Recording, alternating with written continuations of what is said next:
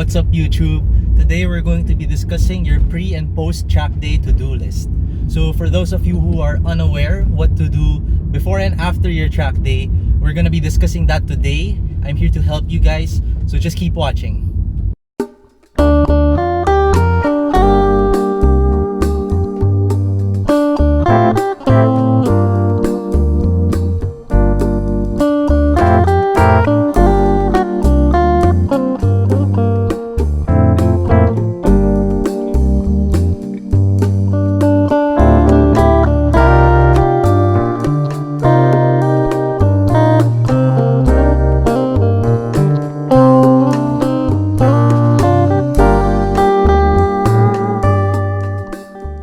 Shout out, by the way, to Migs Oronia for suggesting this topic.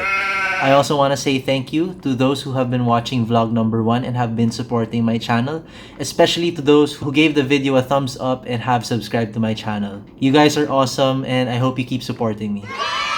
So I actually have my laptop here with me because I made a pretty comprehensive list of what I do before and after track days. I've mainly divided this into 3 parts. So first is to check your fluids, second is to inspect your car, and third would be to check yourself. So let's start with number 1. The first fluid you want to check is your engine oil. Make sure that you have the right amount of oil and that your oil does not look dirty. If you know that you've been using this oil for more than a year, then I'm sure it's probably time to change that out already. Next, you want to go to your brake fluid reservoir and check for your brake fluid.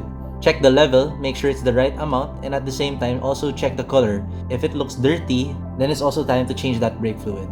For your coolant, you want to check your coolant level and at the same time watch out for rust. If you're going to be topping up your coolant, make sure that you only use distilled water and not other kinds of water.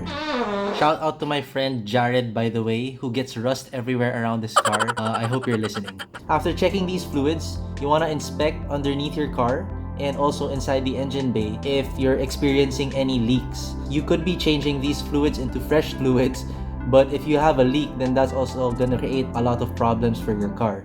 2 optional fluids that you can check would also be the transmission fluid and the differential fluid. You want to check for these fluids if you've been using the car for a long time, or if your car is old, then you might want to have a checkup on these fluids. The differential fluid, by the way, is optional because not all cars need this. So if you're wondering if your car needs this, just do your research. You can always Google it. GMG. The next thing to check on your car would be the components of your car. First up would be the suspension components, which is what makes your car handle great and ride comfortably. You want to check for loose bolts and nuts. If you have coilovers, you want to check if all of the locking rings are tight. Using the spanners alone is not enough to tighten those. Usually you'd have to use a flathead screwdriver on the locking ring and also use a rubber mallet to hammer it down so that you can be sure that it's tight. You also want to check for your bushings, especially if you have an old car, because these are part of the long list of consumables that your car destroys. Next, you want to check your lug nuts. This is super simple, but I don't see a lot of guys doing this properly. When you tighten your lug nuts, it's important to tighten all of them with the same amount of torque. I highly recommend that you guys invest in a torque wrench so that you can make sure that all of your lug nuts are tightened with the same amount of pressure. That way you don't break your studs and it's safer. Another thing you should check would be the brake pads. The brake pads is the only thing stopping your car. And if you're going to a track day and going home from a track day, you will definitely need brake pads. Make sure you have at least 5 mm of brake pad compound. If you have less than that, then you probably need to switch that out before you go to your track day. You don't want to be losing your brakes when you're approaching a corner at 160 kilometers per hour or something.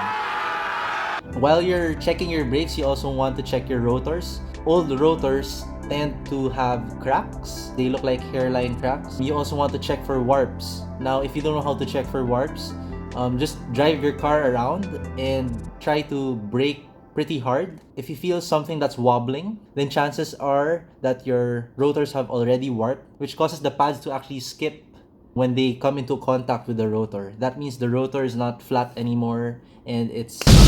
Next, you want to check your tires. The tires are the only ones that come into contact with the ground. So it's very, very important that you check if your tire still has a lot of tread left.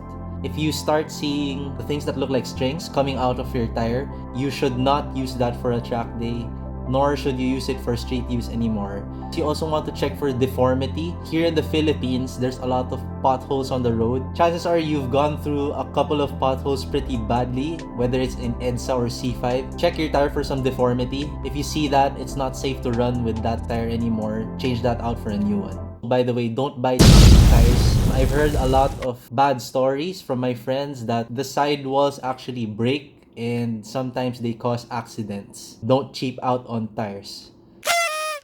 So the last thing you want to do is to check yourself. So why yourself?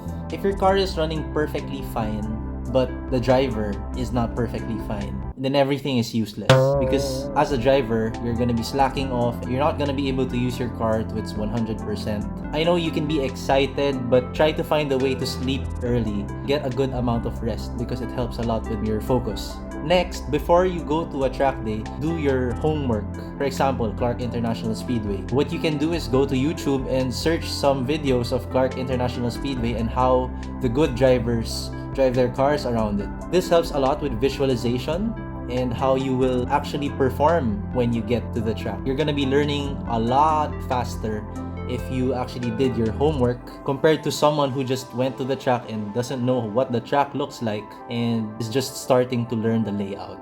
You also want to charge your camera before your track day because it's important to post pictures on your Instagram. Just kidding. I highly recommend that you record an onboard video because that's the only way you're gonna learn efficiently. If you talk to someone who's not really knowledgeable about high performance driving on the track, they'll probably tell you just keep driving on the track.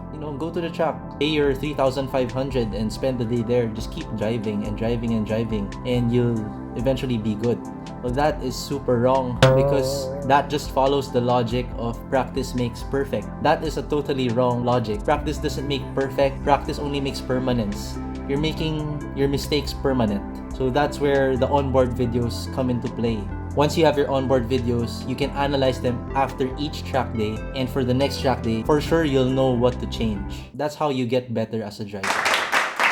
So I hope this video helps you guys with your upcoming track day. If you didn't understand something that I said or you need some clarifications, just comment below and I'll try my best to answer it. If you enjoyed this video, please don't forget to give a thumbs up and at the same time subscribe to my channel. My next vlog would probably be the Honda Jazz again and me joining a race. So yeah, see you guys next time. Thanks for watching.